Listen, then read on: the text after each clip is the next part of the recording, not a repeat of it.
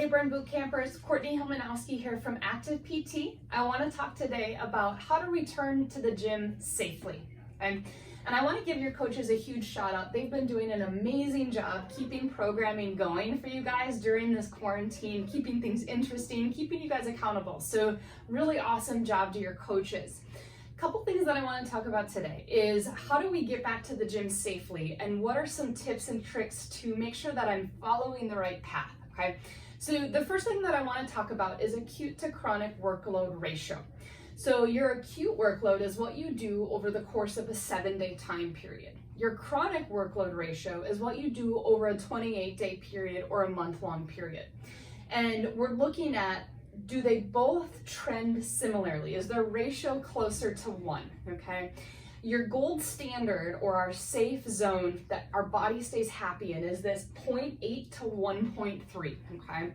If we start to spike that acute workload, meaning we're doing more in a short period of time than we've done before, that's going to start to shift us to this 1.5 zone or the danger zone. That's where we can start to see overuse injuries or, we've jumped up in volume or intensity way too fast and our muscles and joints weren't quite ready for that.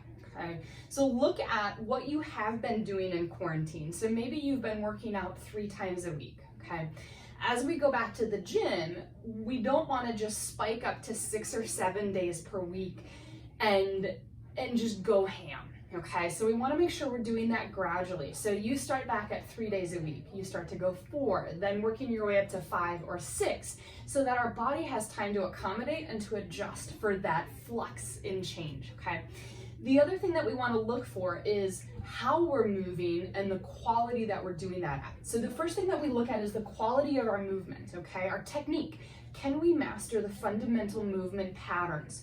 Or when you were at the gym prior to COVID, was there something that you knew, I really have to work on that devil's press? Okay, now's our time, because if we can't master the quality or the technique of that movement, there's no need to go heavier or faster.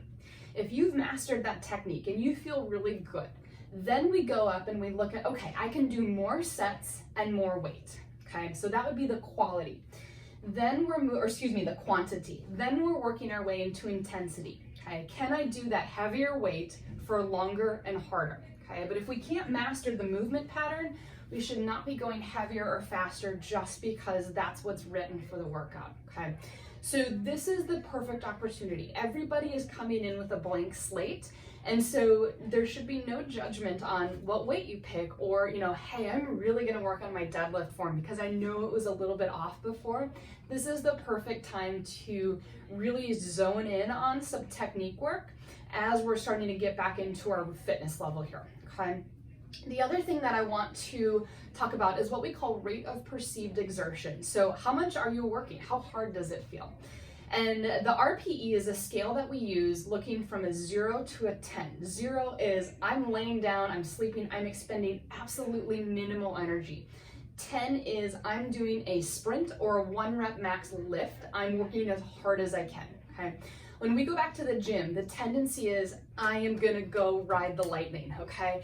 And I commend you on that effort, but we need to think about our body probably isn't quite ready for that. So we want to stay in the path of an RPE of 6 to 7 where, yeah, I'm working hard, but I still have some gas left in the tank, okay?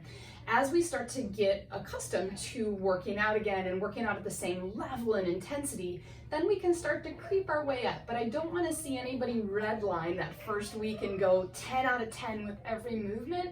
That's going to set you up for an overuse injury, okay? So working at that 6 to 7. Now the other thing that we want to work on is rest days, right? They're just as important as our days that we're training, okay? It gives our body that time to recover, to recalibrate, and get ready for the next training session.